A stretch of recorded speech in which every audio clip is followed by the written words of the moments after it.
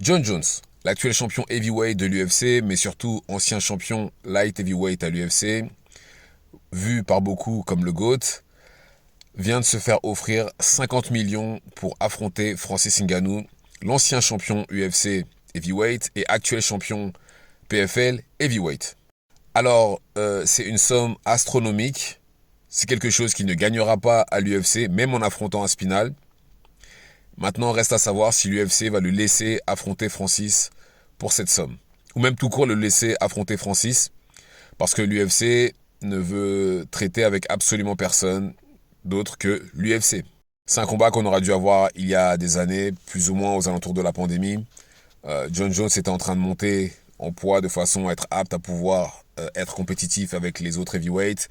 Et de l'autre côté, Francis était le champion heavyweight, mais avait des problèmes avec l'UFC et a décidé de partir. Et c'est d'ailleurs l'une des meilleures décisions de sa vie. Et là, depuis que Francis est signé au PFL, le PFL veut absolument ce combat entre Francis et John Jones. Et il me semble que les Saoudiens aussi. La seule partie qui bloque, c'est l'UFC. Autrement dit Dana White qui ne veut pas que ce combat ait lieu.